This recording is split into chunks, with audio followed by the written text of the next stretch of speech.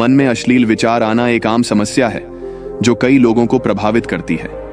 यह विचार व्यक्ति के मन में अस्थायी रूप से आता है और उन्हें असंतोष और चिंता का सामना करना पड़ता है। इस समस्या का समाधान करने के लिए सही दिशा और उपायों की जरूरत होती है। अश्लील विचारों को नियंत्रित करने के लिए कई तकनीकें और उपाय हैं। पहले तो अपने समय का सदुपयोग करें और मन को व्यस्त रखें। अधिक सोशल मीडिया, टीवी या इंटरनेट के उपयोग से बचें जो अश्लील सामग्री को बढ़ावा देता है। ध्यान और मेडिटेशन का अभ्यास करें जो मन को शांति और स्वयं को नियंत्रित करने में मदद कर सकता है। साथ ही सक्रिय और शारीरिक गतिविधियों में भाग लें, जैसे कि व्यायाम, जो मानसिक चिंताओं को कम करने में मदद करता है। इससे पहले कि आप कहानी में पूरी तरह से डूब जाएं, चैनल को लाइक और सब्सक्राइब जरूर कर लीजिए। तो फिर चलिए आज की कहानी शुरू करते हैं। एक गांव में एक लड़का रहा करता था। वह बहुत परेशान था क्योंकि वह हमेशा नकारात्मक चीजों के बारे में सोचता रहता था, जिसके बारे में वह सोचना नहीं चाहता था, लेकिन वही उसके मन में आते रहते थे। इसी कारणवश उसका अधिकतर समय बर्बाद हो जाता अपने छोटे छोटे क्षणिक सुखों के लिए, और फिर बाद में पछताता है, लेकिन वह फिर से वही आदतें दोहराता है। अगले दिन ना चाहते हुए भी वही ख्याल आते। वह अपने माता पिता का इकलौता पुत्र था। उसके माता पिता धीरे धीरे बूढ़े हो रहे थे और वह जवान हो रहा था, लेकिन वह कुछ नहीं कर पाया। इससे जिससे माता पिता को उस पर गर्व हो, वह यह जानता था वह अपने समय और जीवन के साथ गलत कर रहा है, लेकिन वह खुद को नहीं बदल सका। इतनी कोशिश करने के बाद भी वह अन्य व्यक्तियों को अपनी समस्याओं के बारे में बताता है और लोग उसे तरह तरह के सुझाव देते हैं, लेकिन फिर भी कुछ नहीं बदल रहा था। अब उस लड़के को भी ऐसा लगने लगा था। उसका शेष जीवन इसी प्रकार बीतने वाला है, ऐसा मानसिक बोझ और बुरी आदतें। अतः अब वह बहुत दुखी और परेशान रहने लगा। एक दिन उसी के ख्यालों में खोया हुआ वह अपने गांव के नदी के किनारे बैठा हुआ था। तभी उसका एक मित्र पीछे से दौड़ता हुआ आया और बड़े उत्साह के साथ उसके कंधे पर हाथ रखकर कहा, मित्र, मुझे आपकी सभी समस्याओं का समाधान मिल गया। यह बात अपने मित्र की तरफ से सुनकर लड़का बहुत खुश हुआ और उसने पूछा, आप मेरी समस्याओं का क्या समाधान निकालेंगे? लड़के के मित्र ने कहा, ध्यान आपकी सभी समस्याओं का समाधान है। लड़के ने कहा, फिर यह कौन सी साधना है?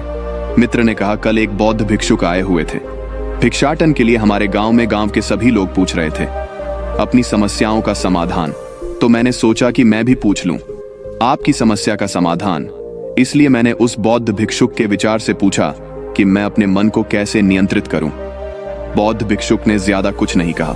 मेरा प्रश्न सुनने के बाद बस इतना ही कहा कि ध्यान, ध्यान, जीवन की सभी समस्याओं का समाधान ध्यान है। मुझे लगा कि आप ध्यान के बारे में जानते हैं, इसलिए मैंने उस बौद्ध भिक्षुक से नहीं पूछा। ध्यान के बारे में अपने मित्र की बात सुनकर लड़के ने कहा, मैं उस बौद्ध भिक्षुक से मिलना चाहता हूं। लड़का और उसका मित्र निकल पड़े। उस बौद्ध भिक्षुक को ढूंढने के लिए काफी पूछताछ और प्रयास के बाद वे बौद्ध भिक्षुक को एक पेड़ के नीचे ध्यान करते हुए पाते हैं। फिर वे दोनों उस बौद्ध भिक्षुक के पास जाकर बैठ जाते हैं और उनकी आंखें खुलने का इंतजार करने लगते हैं।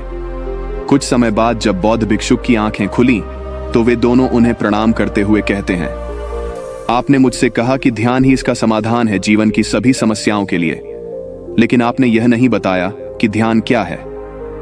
बौद्ध भिक्षुक ने कहा, ध्यान क्या है, मैं इस बात को शब्दों में बयान करने में सक्षम नहीं हूं, लेकिन आप लोगों ने पूछा है तो मुझे कुछ कहना होगा।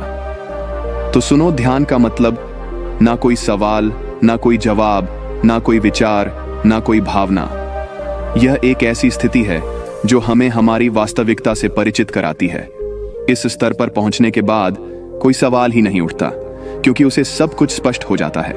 वह अपने जीवन की निरर्थकता से पूरी तरह परिचित हो जाता है।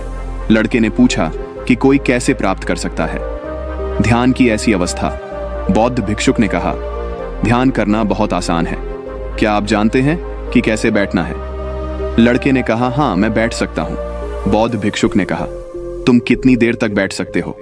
लड़के ने कहा कि मैंने कभी कोशिश नहीं की, लेकिन मैं जब तक चाहूं बैठ सकता हूं। बौद्ध भिक्षुक ने कहा, अपनी आंखें बंद करें और सीधे बैठ जाएं, हर दिन 1 घंटे के लिए। लड़के ने पूछा, कब और कहां बैठना है? बौद्ध भिक्षुक ने कहा, कभी भी, कहीं भी, बस वही जगह शांत और एकांत रहना होगा। लड़के ने फिर पूछा, मेरे मन के ये गंदे विचार और बुरी आदतें कितने दिन में हट जाएंगे? बौद्ध भिक्षुक ने कहा, अगर आप आंखें बंद करके बैठ सकते हैं सिर्फ एक दिन के लिए, लड़का बौद्ध भिक्षुक से पहले घर चला जाता है और ध्यान करने बैठ जाता है। जैसे वह आंखें बंद करके बैठता है कि उसके मन में तरह तरह के विचार उठने लगते हैं, जैसे ध्यान करने से वास्तव में लाभ होगा, क्या मैं अपनी बुरी आदतें छोड़ूंगा या नहीं, तब सब मेरा आदर करेंगे, मैं उससे प्यार करता हूं, लेकिन वह मुझसे प्यार क्यों नहीं करती, ढेर सारा पैसा कमाने के लिए मुझे क्या करना चाहिए और अपने गांव का सबसे अमीर आदमी बन जाऊं। उसके मन में इसी तरह के और भी विचार उठने लगे। तभी उसे याद आया कि बौद्ध भिक्षुक ने क्या कहा था, ध्यान की अवस्था में वहां कोई विचार नहीं, कोई भावना नहीं, अपने विचारों को रोकने की कोशिश कर रहा हूं। लेकिन क्या कभी कोई ऐसा कर पाया है बहती नदी के पानी को रोकने के लिए? लड़का भी अपने विचारों को रोक नहीं सका और आंखें खोलकर बैठ जाता है और सोचता है कि जीवन में अब तक बहुत कुछ किया, लेकिन इतना कठिन काम कभी नहीं किया। और वह बौद्ध भिक्षुक बोल रहा थे कि ध्यान करना बहुत आसान है। वैसे मित्रों, यदि आप भी ध्यान का अभ्यास करना चाहते हैं लेकिन आप नहीं जानते कि यह कैसे करना है, लड़का फिर से अपना घर छोड़ देता है बौद्ध भिक्षुक से मिलने के लिए और उनके पास आकर कहता है, आपने कहा कि ध्यान करना बहुत आसान है, लेकिन यह मुझे दुनिया की सबसे कठिन चीज लगती है। मेरे बहुत प्रयास करने के बाद भी विचार मेरे दिमाग में चलना बंद नहीं कर रहे हैं। बौद्ध भिक्षुक ने कहा, लेकिन तुमसे किसने कहा कि अपने विचारों को रोको? लड़के ने कहा, तो फिर निर्विचार अवस्था कैसे निर्मित होगी? आपने कहा कि कोई विचार नहीं है, ध्यान में कोई प्रश्न नहीं। बौद्ध भिक्षुक ने कहा, कई विचार पैदा होते हैं और मर जाते हैं हर समय हमारे दिमाग में, लेकिन हमारा दिमाग उन विचारों में से एक विचार को पकड़ लेता है और फिर उस संबंधित विचारों के बारे में सोचता रहता है। इस प्रकार हमारा मन विचारों में उलझा रहता है और हम भूल जाते हैं कि हम क्या कर रहे थे। जब आप ध्यान करने बैठते हैं तो मन में भी कई विचार उठेंगे और गायब हो जाएंगे। आपको कोई विचार चुनने की जरूरत नहीं है, बस उन्हें देखने के लिए आपके मन में विचार उठेंगे और गायब हो जाएंगे। धीरे धीरे समय के साथ वृद्धि की दर इन विचारों में कमी आएगी। मूंग से ये सब बातें सुनने के बाद बौद्ध भिक्षुक के बाद लड़का अपने घर लौट आता है और फिर से ध्यान करने बैठ जाता है। इस बार लड़का अपने मन में अपने विचार देखता है, जैसा कि बौद्ध भिक्षुक ने बताया था। वह थोड़ी देर के लिए विचारों को देखने में सक्षम है, लेकिन फिर उसके मन में ऐसे विचार उठते हैं जिसके बारे में वह सोचना बंद नहीं कर सकता और वह गहरे विचारों में खो जाता है। थोड़ी देर बाद उसे याद आया कि वह ध्यान कर रहा था। वह विचारों को फिर से देखने की कोशिश करता है, लेकिन इस बार उसका दिमाग एक और चाल चलता है। अब उसके मन में अश्लील विचार उठने लगे। लड़का सोचता है कि वह पवित्र अवस्था में है। ध्यान की तरह ये अश्लील विचार क्यों उठ रहे हैं? वह अश्लीलता को रोकने की भरपूर कोशिश करता है और उसके मन में गंदे विचार उठते रहते हैं, लेकिन वह उन्हें रोक नहीं सकता। ऐसे ही विचार उसके मन में उठते रहते हैं। जब लड़का बहुत देर तक कोशिश करने के बाद परेशान हो जाता है तो वह ध्यान से उठ जाता है और सीधे उस बौद्ध भिक्षुक के पास जाता है और कहता है, जब भी मैं अपनी आंखें बंद करता हूं और ध्यान करने बैठता हूं तो मेरे मन में सिर्फ अश्लील और गंदे ख्याल ही आते हैं। बौद्ध भिक्षुक ने कहा कि कोई भी विचार अच्छा या बुरा नहीं होता, इसलिए जबरदस्ती दबाने की कोशिश ना करें। कोई भी विचार इसे बुरा मानता है क्योंकि हमारा विरोध विचारों से है, केवल उन्हें और अधिक शक्तिशाली बनाता है। इसलिए किसी भी विचार को दबाने का प्रयास न करें, क्योंकि इस मन का स्वभाव ही ऐसा है। वही चीज जिसके बारे में हम उसे सोचने से रोकते हैं, वही चीज जिसके बारे में वह सबसे अधिक सोचता है। इसलिए अपने विचारों को रोकने का आपका प्रयास व्यर्थ है। और जिन विचारों को आप गंदे और अश्लील विचार कहते हैं, वह विचार भी आपके जीवन का एक हिस्सा है। ये विचार उठना भी जरूरी है। मानव जीवन को आगे बढ़ाने के लिए एक बात हमेशा याद रखें कि आप जीवन में जो कुछ भी अस्वीकार करते हैं, हमारा दिमाग सबसे ज्यादा उसी में दिलचस्पी लेने लगता है, एक ही चीज में। इसलिए जीवन के किसी भी सत्य को नजरअंदाज करने का प्रयास न करें। सब कुछ स्वीकार करो, तुम उनसे मुक्त हो जाओगे। उसका मतलब यह नहीं है कि आपको जुनूनी होना चाहिए। हर समय सेक्स के विचार के साथ आपको उस सेक्स को समझना होगा। हमारे जीवन का केवल एक छोटा सा हिस्सा है, पूर्ण जीवन नहीं।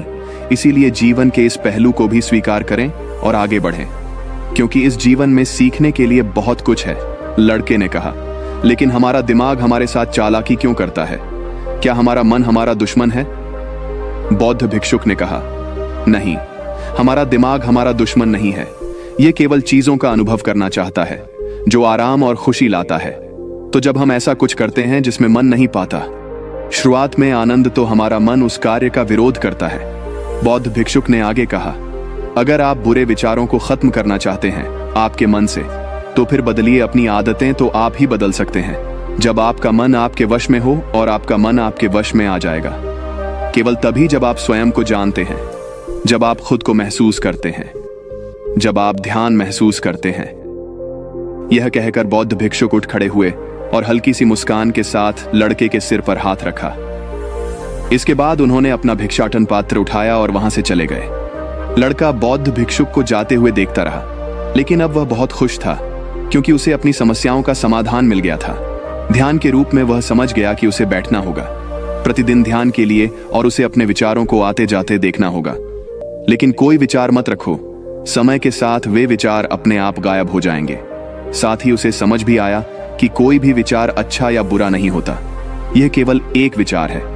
अगर आपको इस कहानी से कुछ नया सीखने को मिला हो तो कमेंट बॉक्स में कमेंट करके जरूर बताएं। धन्यवाद।